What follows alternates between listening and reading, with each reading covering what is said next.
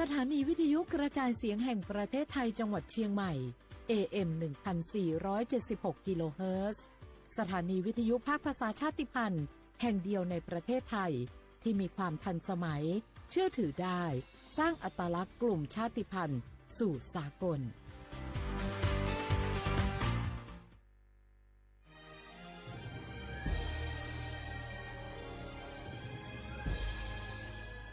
เกิดเป็นคนไทยเติบโตบนผืนแผ่นดินไทยจงภูมิใจในความเป็นไทยชาติไทยเรานั้นนับเป็นชาติที่มีความเป็นมาเก่าแก่ยาวนานเรามีภาษาวัฒนธรรมและมีสิ่งต่างๆที่เป็นเอกลักษณ์ให้เราได้ภาคภูมิใจในความเป็นคนไทยเราควรเห็นคุณค่าและมีความรักชาติหวงแหนแผ่นดินอันเป็นมรดกของบรรพชน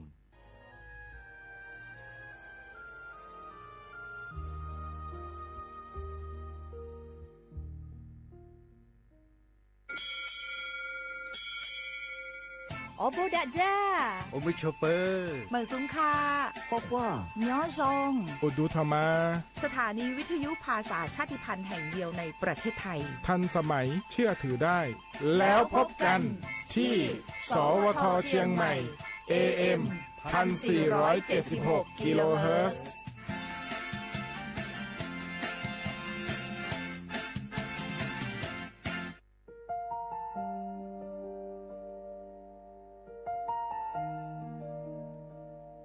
ขอน้อมเกล้าถวายอาลัยสมเด็จพระพันปีหลวงพระแม่แห่งแผ่นดินผู้ทรงเมตตาเหนือเกล้าขอพระองค์เสด็จสู่สวรรคาลัยข้าพระพุทธเจ้าข้าราชการและเจ้าหน้าที่สถานีวิทยุกระจายเสียงแห่งประเทศไทยจังหวัดเชียงใหม่กรมประชาสัมพันธ์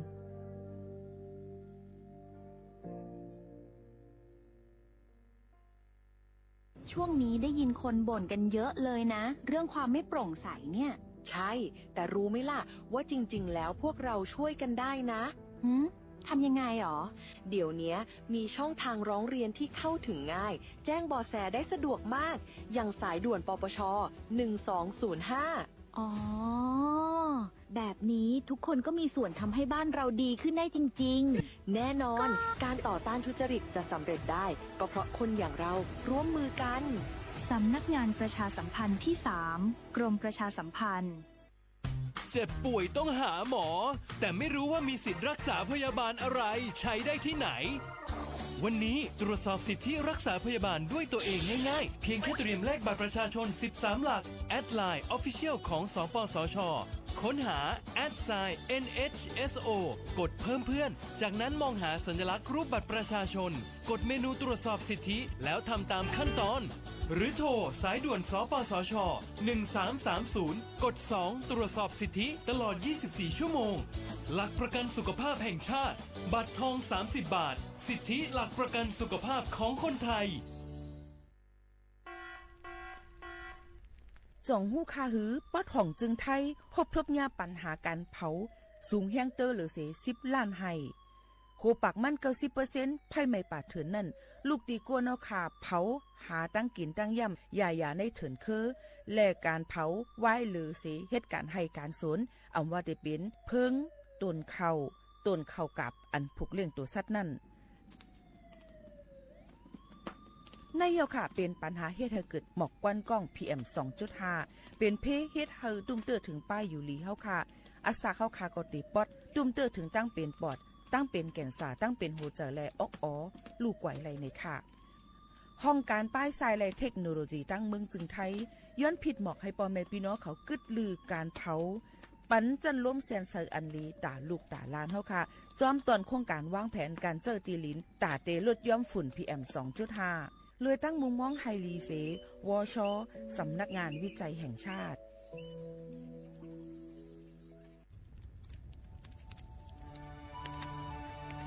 จ่องหู้คาหือก้อนโมก้อนไฟอันเผาอยู่ตีกลางป่างนั่นอ่ำเลยหายกว่าตั้งเลยมันเตเป็นฝุ่น PM 2.5 เสขึ้นมาเฮ็ดให้ป้ายอยู่ลีเฮาคาขึ้นในค่าอ้อลองลดย่อมปัญหาจังไหนในอ่ำหยาบค่ะเงื่องแวอ่ำเผายุกยักเหมือไม่ต้นเยอต้นเข้ากับในให้ในสวนเฮาเปลี่ยนมากองไว้จ้อมกันเสเฮ็ดเป็นฝุ่นสภาวะ อำนั้นแจกแผยุกยักเฮมันปอดฉุบเมียนอีกป้าดังโฮมมือกันฟังด้วยไฟไหม้ป่าเถิน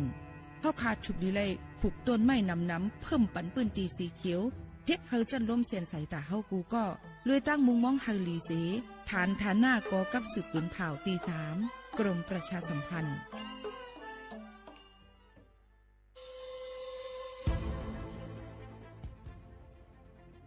ย้อนผิดหมอกพี่น้องเขามาโฮมเป็นจุ้มเหลียวกันดั้งเจดอนเก้งใหม่โฮมกันแกลิดปัญหาไฟไหม้ป่าเถินหมอกก้อนก้องก้อนมูและฝุ่นเล็กๆ PM 2.5 ค่ะสังว่าทั่วพันไฟไหม้กับสืบกว่าตึงลาดไลตีอองตีแกลิดปัญหาไฟไหม้ป่าเถินและหมอกก้อนเจดอนเก้งใหม่หมายโฟน0531128808ในค่ะเจดอนเก้งใหม่ค่ะออกปักเปิงหมายมีเฮกังแกลิดปัญหาหมอกก้อนก้องก้อนโมและฝุ่นเล็กๆ PM 2.5 เนื้อปืนตีเหลออันอ่ำเลยคว้างเฮาเผาผ่านมาดีแอปพลิเคชันไฟดีห้ามเผากำเร็วในนั้นค่ะอย่าไปเผาล้าอ่ำว่าได้เป็นตีกลางปางอองตี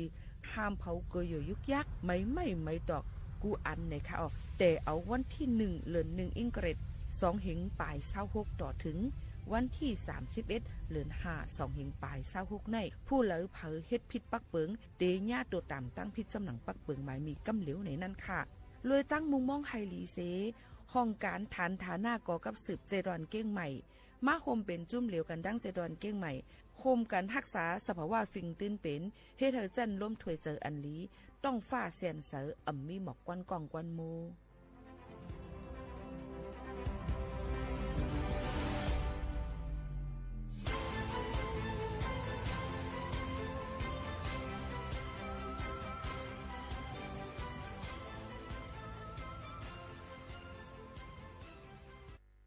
พี่น้องเขาสนใจใครปืนเผาผ่านตั้งห้องเปิดเซ็งสวทเก้งใหม่ปั่นตั้งหูห่มปลาดังมีดังซื้อถ่อมแจ้งเรื่องหลีกว่าไก่ในปืนตีเจดอนเก้งใหม่กับสืบมาเลยดีสวทเก้งใหม่หมายฟ้น053-276-068และ0922468579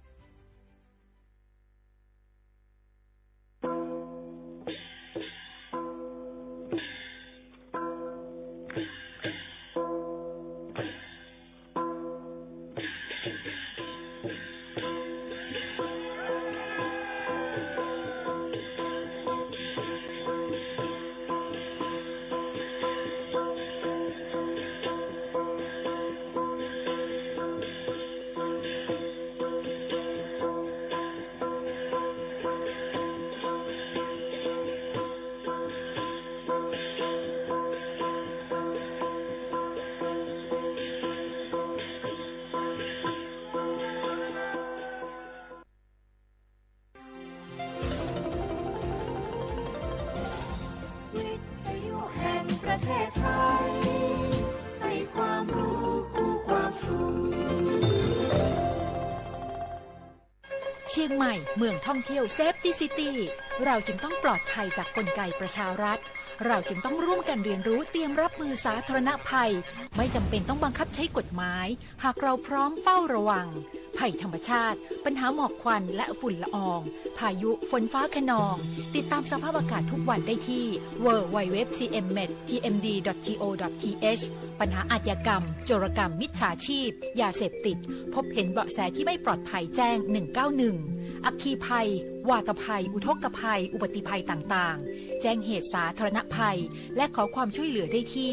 องค์กรปกครองท้องถิ่นใกล้บ้านหรือปภ.เชียงใหม่053-221-470เชียงใหม่เซฟตี้ซิตี้โครงการเชียงใหม่ปลอดภัยภายใต้กลไกประชารัฐเข้าใจเข้าถึงพัฒนาโดยสำนักงานประชาสัมพันธ์จังหวัดเชียงใหม่และสวท.เชียงใหม่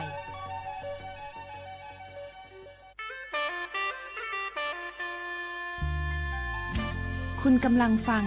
สถานีวิทยุเพื่อพี่น้องชนเผ่าสถานีวิทยุกระจายเสียงแห่งประเทศไทยจังหวัดเชียงใหม่ AM 1476 กิโลเฮิรตซ์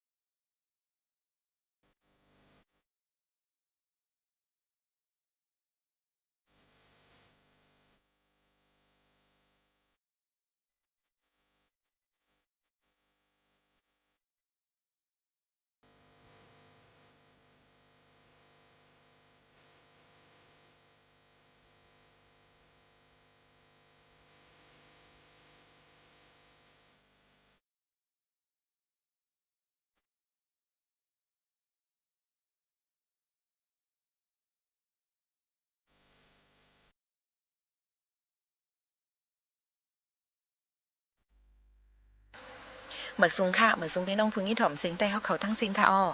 เขามาโฮมาทบกันตั้งห้องบ่อยสิงสวทวิ่งเก้งใหม่ AM 1476กิโลเฮิรตซ์ค่ะฮับถอมในดังออมลุ้ม AM 1476กิโลเฮิรตซ์ถอมในดัง Facebook Live สวทเก้งใหม่ AM 1476กิโลเฮิรตซ์แอปพลิเคชันดังสวทเก้งใหม่ region3.prd.go.th/ เก้งใหม่/ อำนั้นกับสืบตรงถามกันเข้ามาเลยดี053-276-007 ค่ะผมจมพับดอนGoogle ค่ะ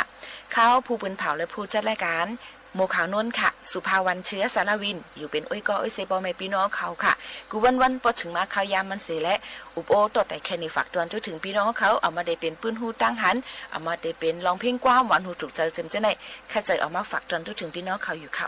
ยังพ้องแต่เร็วออนกันหรือใจกันก่อนค่ะ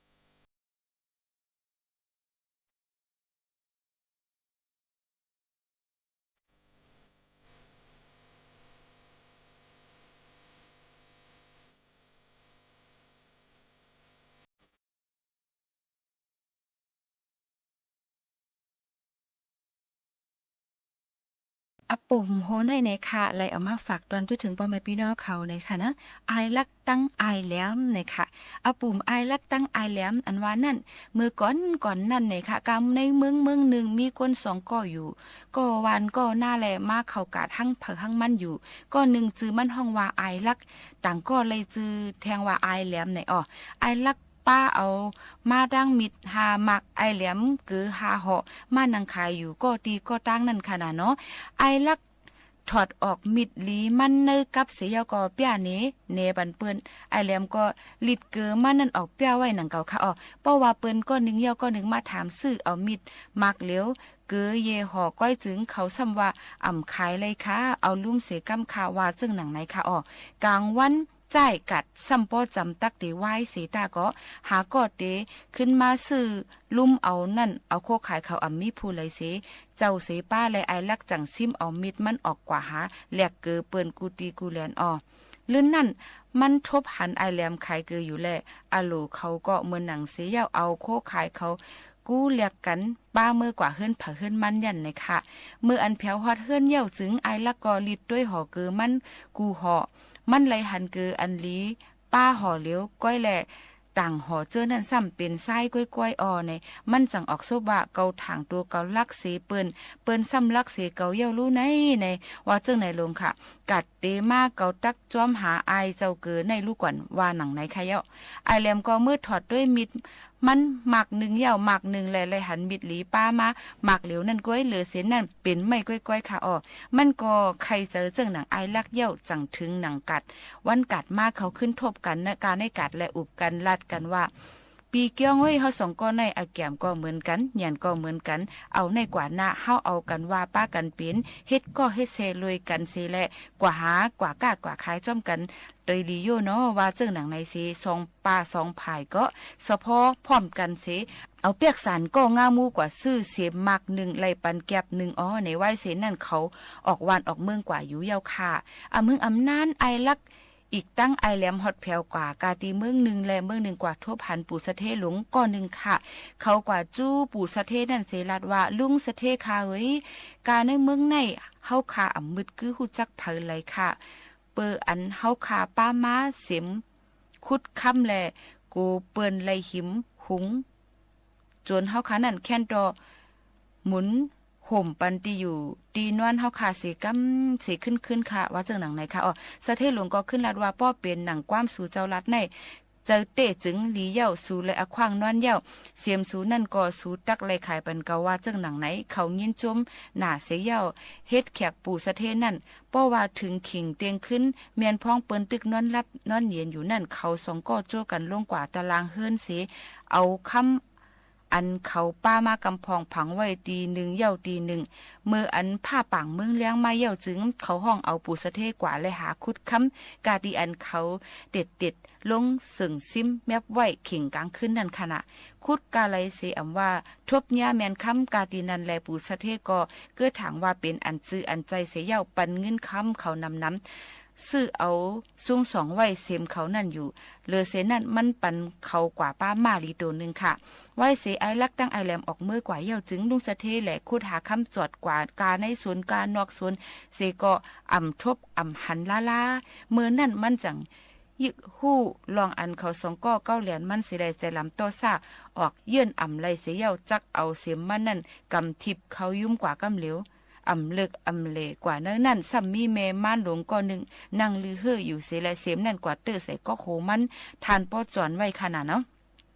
มันนั่งอ่ำจู้กันเนือปุสะเทให้ห้องป้องข้างเสียเยาก็กว่าตึงกว่าลัดเท่ามานเท่าเมืองมาเหมืองมันอยู่จ้อมเลยความอันล้อผ้าอ่ำป้อกินอันว่านั่นลุงสะเทก็ย้อนลุยเจอล้อผ้าตัวเจ้าเก่าและเสียมก็เลยซุ่มเงินก็เลยเสียงเยาค่ะถึงมาวันหนึ่งไอลักตั้งไอแหลมป้อกว่าพุทธอยู่ที่เฮิรนสะเทหลงต่างตีต่างเมืองเสียวแลอ่อนกันกว่าเก้ากว่าลาดว่าเนื้อต้องมากเขามีคำนำไว้ปุสะเทก็ใครหู้ลองตั้งอันถูกเมียนมันแล้วใจเขากึดลือแค่ใจเขากึดลือ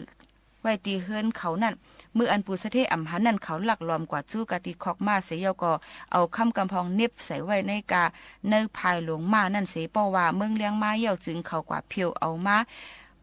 ภายหลงมาตั้งเสียงเยาเสเดาออกมาเป็นคำ ปันกะติสะเทหลวงนั่นเสปุสะเทถูกใจเกียกใจหนาแลเอาเสียงกึ่งเมือง3ลูกย้อนแหลกเอามากเข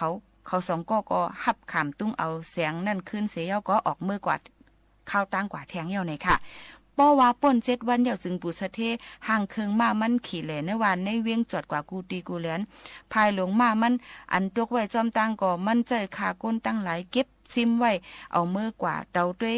ให้มันปอเลยหันคำเปิดอันคำว่าอ่ำป้าเสแคกเสอันเนี่ยแหละมันจังเวียนขี่มาแทงพัดเลียนปิดตรงกว่ามือใดมือเหนือนั่นขนาดเฮ็ดเฮอภายหลงมามันนั่นออก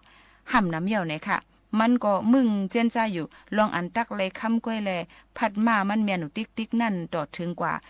ผาดเติมเมียนลูกอ่อนก็1ตายทางตีในเหี่ยวค่ะเปิ้นอ่อนกันมาตีมัดเอามันเสแลเอากว่าส่งกะติขุนลุ่มตั้งหลายมามันก็เฮ่อเลยเจอหน่ะแลถึงตีเฮียงป้อเลยแตกตายกว่า8เหี่ยวขุนลุ่มเขาแตบตัดซ้ำผิวปันว่าลุงสะเทไว้เฮาทอกเลยตั้งเท่ามืออีกตั้งกาป่นขึ้นหลังมาเมื่ออ่ำต้อนเฮ็ดอเปียดพิษอีสังเสแลซ้ำอ่ำต่อแลในค่ะไล่เป็นกว่าก้อยก็เปิ้นในอาซักตันโพลูกอ่อนเปิ้นเมื่อเอาเงิน3จ้อยเมื่อปลูกจ่อกันต้อย้อนต้องปั่นกะติปอแม่มันเสว่าจังหนังไหนเย้าค่ะเสียงอันไอลักไอแหลมไหลมือนั่นก็ไหลเวยก็นั่นซ้ำใครไหลน้ำจ้างแพเมียงปันกันไล่และเขาสะพอตู่เฮาบ่เอาป้าเมื่อกว่าฮอดถึงตีเฮิรนใจก้นใหญ่ก้นหลวงนั่นให้มันหมอแจกแพปันเขานั่นขนาดเนาะและอันไอลักยิบมือกว่าเสียงเจ้านั่นจึงไอแหลม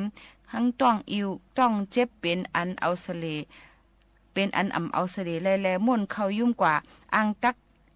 นั่งเถินอ้อไหนไอลักก็จิกกูไลเสียงเจ้านั่นเสหังมันก้อยแลมันจังออกกว่าเด็ดแลนปลายมือเสเพราะว่าไอแหลมออกยุ่มมาอย่าจึงเปิ้นอันทุบหันก็เซมันแลยินจะเรียกไว้น่ะใครจอมห้อยตินมันนั่นก็กว่าร้อยต่อบ่ฮอดเผียวตีมันหายเข้ากว่าเนื้อหนอง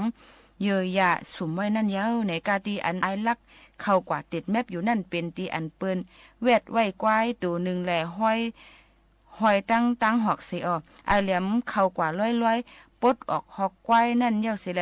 ปล่อยเสียงหอกหม้อเป็นกำสุดเข้ากว่าเป็นกำต่อฮอดเผียวกว่าที่หิมก็เซมันนั่นเย้าค่ะเมื่อนั้นไอลักก็เก้อถางว่าเป็นกวายแลฮึดหอยอยู่เฮ้ยกวายตัวไหนเฮ้ยว่าจังหนังไหนสิกำนันไอแหลมจังลัดว่าไอเอ้ยเมื่อตักปลายตั้งเลยเทียงลูกก่อนเอามาเสียงเจ้านั่นเกาได้เอามือเกาเฮ็ดมึกจังหนังเมื่อก้อยว่าหนังในเสว่าเสียนั่นเขาสืบ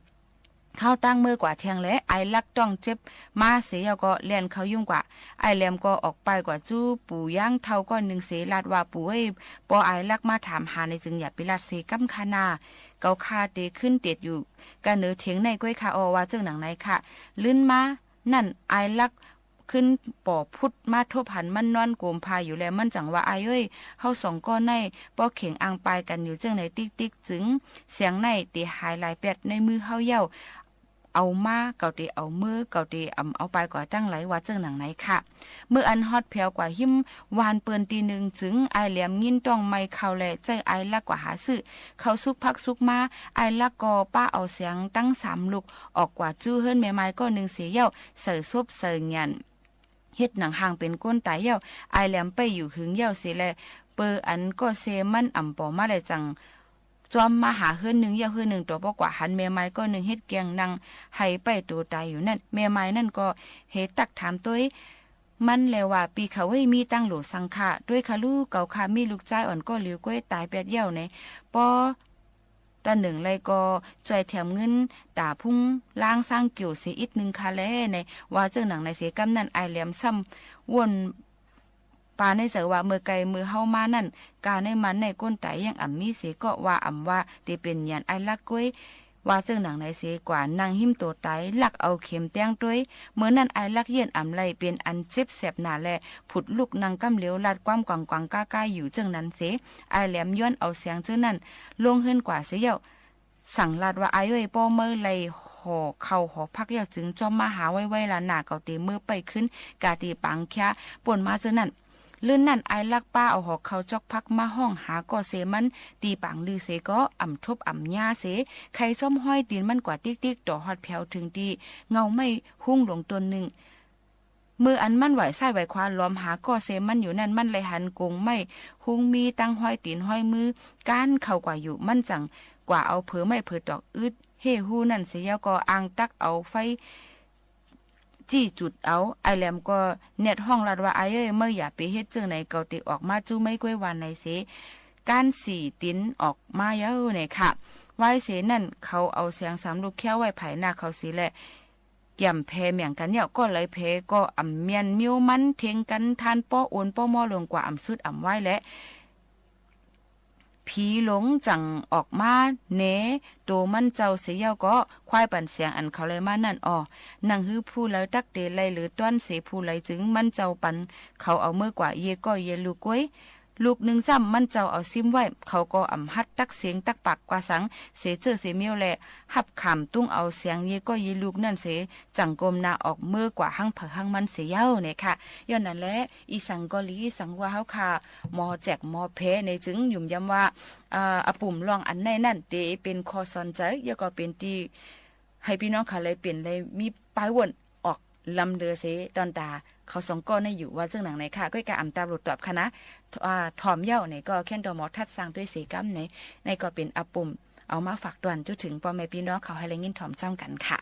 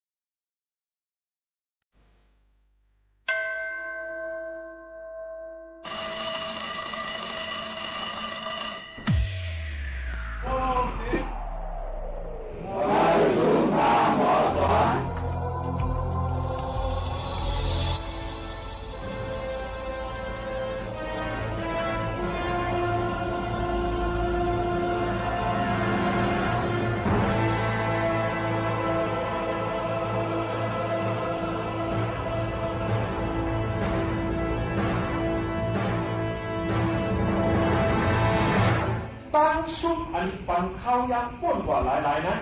ซุ้มลงซุ้มหลัง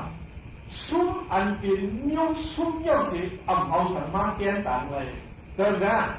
ก็ไงเขาเรียกอะใหญ่มากไม่รู้ใหญ่มากขึ้นใครเรียกสองนี้ไรได้อันในก็ดีเลยบอกเสร็จก็ไงการเขียนเนี่ยมือเลยมือนั่นโตย้ำนั่นตีเลยที่เขาเนี่ยพังเมียนเขาจังหวะดีมือหนักถึงเขาเนี่ยยำเลยว้าวไว้หนึ่งการเขียนเนี่ยตีเลยเตะจมูกเรียกเลยมันเลี้ยวเนี่ยเขียนหนักมนเดโซรีเนี่ยมันใช้ว้าวไว้หนึ่งการเขียนเนี่ยตีเลยเตะจมูกเนี่ยอู่ไว้ลูกบอลเนี่ยตั้งไว้อู่เห็นเนี่ยว่างเขาชอบเขาหลักเนี่ยเขาเนี่ยเขาตื้อป่องเลยว่ะตั้งฮักหอมเลยอันปวงสอนดีนะอู่นะโอ้เลยต้องจับกว่าซึ่งจับกว่าตัวจูตัวปานลึกขึ้นอีกบอกก็คือสั่งมันมองขึ้นถึงตอนตั้งมันมองขามจ้าในตื้อๆเขาเองบอกเลยเรื่องไหนจังหวะข้าวย่างอันสูงกว่านะปีนยุอันเต้นตั้งขึ้นในสีอานะปีนตั้งสูงอันมากขึ้นแทนสีปองยาเนาะปีนตั้งสูงลงสูงหลังสีอาปีนสูงอันใหญ่สีเบิร์นอันสูงสีเบิร์นเพราะว่าไหนข้าวย่างเนี่ยดูในปองจะสีแล้วมองไว้มันเป็นอันกาเยขันโนเมื่อได้เอาใส่เองก็เรียกเพราะฉะนั้นข้าวยางอันปวดกว่าซื่อคือเอาทำได้เตรียมไว้ที่หรือข้าวข้าวยางอันปวดกว่าซื่อคือเอาทำได้ก่อนเลยโพสซื่อคือเอาเลยไหนจำพื้นชาของนั้นตีปุ๊บก่อนผ่าเนาะเมื่อเดี๋ยวพื้นเอาจำพื้นชาก่อนผ่าเนาะปืนหนูเอาตั้งหมอนรองคัดเจอคัดใกล้สีเลยกว้างป่องตุ้มฟ้าลงไว้แข่งแถวนั้นเขาดีว่ากุนลืมตู่เนี่ยแข่งเยอะว่าลงทิ้งในก่อนนะลงตู่ลืมทิ้งในไปเยอะว่ามาเดี๋ยวเราไปเตรียมมากุนลืมตู่ยาเขาเท่าที่ความดีการหรือเนี่ยมาอีกเนี่ยนะจะเมื่อกำพาเด็กกุนมือวันปอดออกเขาเนี่ยมออยู่ชาชินโลเมเนี่ยอยู่เนื้อน้ำดินผาอันมอนมาเนื้อน้ำซ้ำนี้ป่ามันเนื้อดินซ้ำนี้เข้ามอนนะอยู่ดีมึงเข้าหวานป่ามันเสียรู้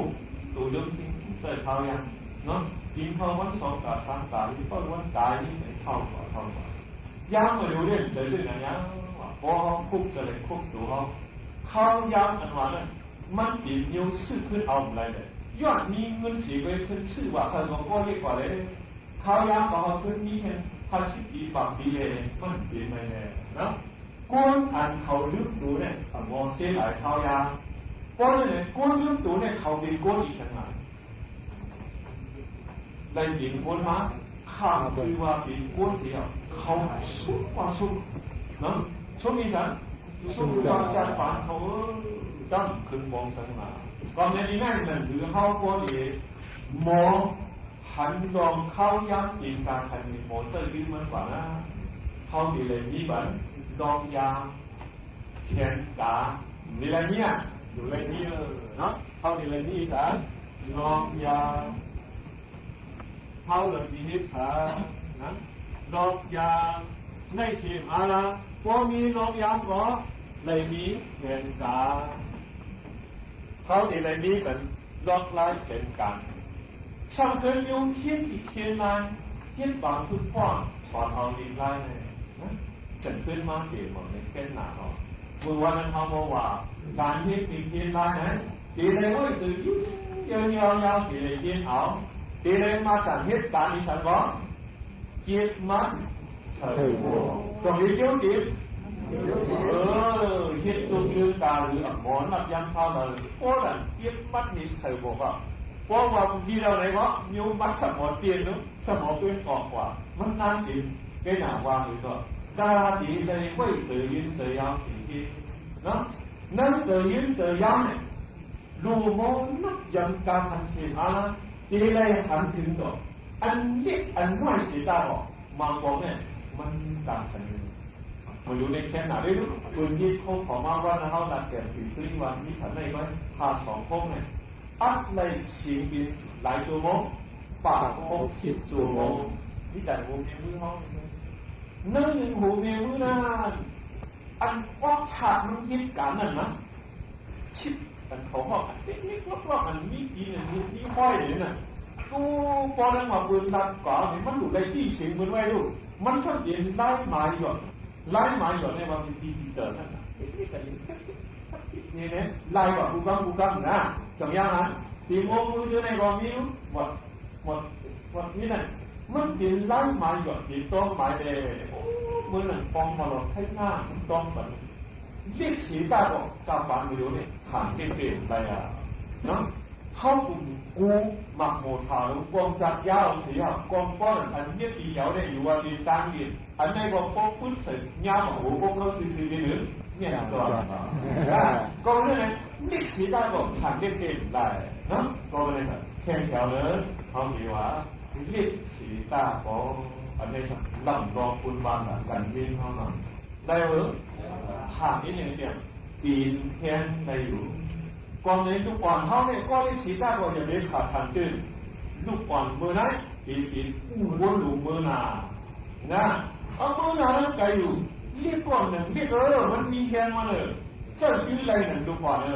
เนาะเจ้ายื้อด่ามูลซื้อเนื้อจูบานอะไรเรียกสีตาก็ตรงไหนเรียกสีตาก็ปีนแทนอะไรอยู่ถามนิดนึงเนี่ยโบมีปักปืนโบมีปักปืนเอ็นนำเนี่ยนอนกุนอยู่ที่มุมมองการก็แก้อย่างนั้นเนี่ยขึ้นไล่นั่นเนี่ยอะไรปีอะไรนี้ปักปืนอะไรวะใส่ดูด้วยตัวแถวในวันหรือว่าเยสีดาก็ปีนแก้อะไรอยู่พอมีปักปืนดูมีปักปืนก็ชนะพวกมีปักปืนดี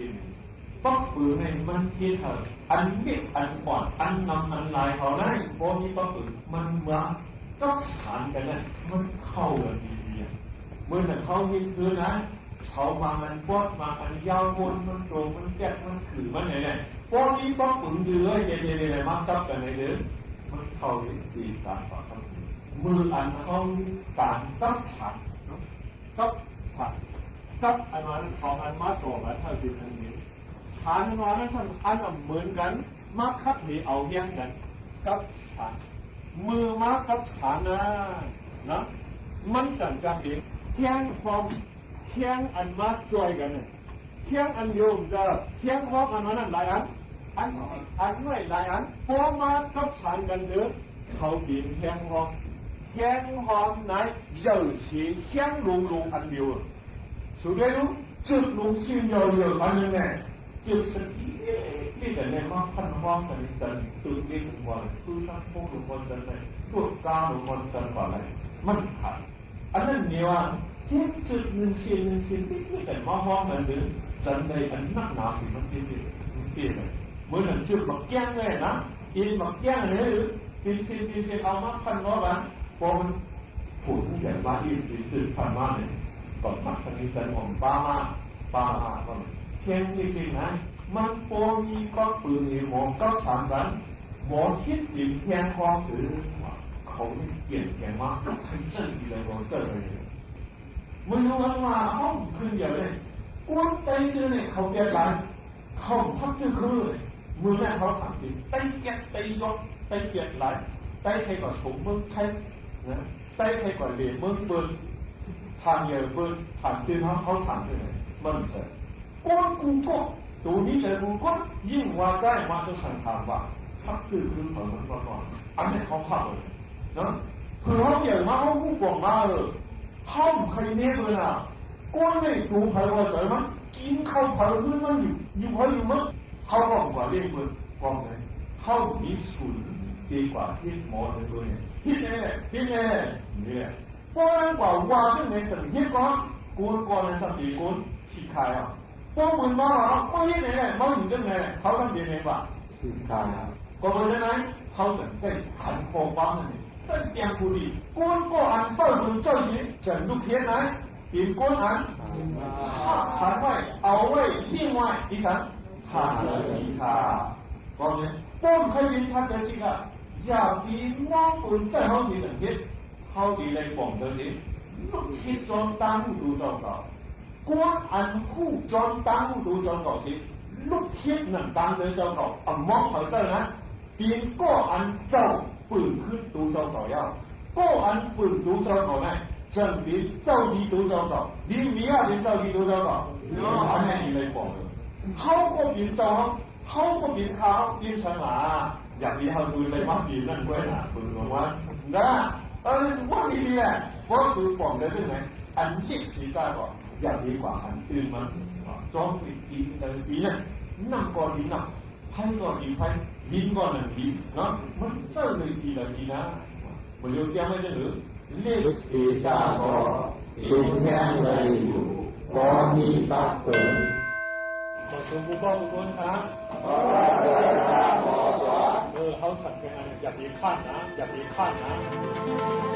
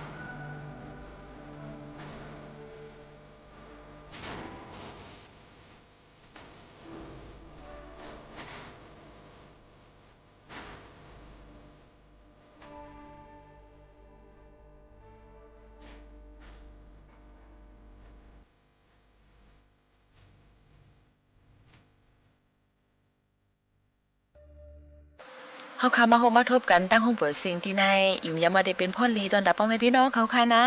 เดี๋ยวยันผ่ายันป้อมแม่พี่น้องเขาเมื่อกว่าก่อนค่ะให้อะไรอยู่ลีกินหวานก้างยันเพียขินกันทั้งหมดทั้งสิ่งค่ะม่อนๆค่ะเหมือซุงค่ะ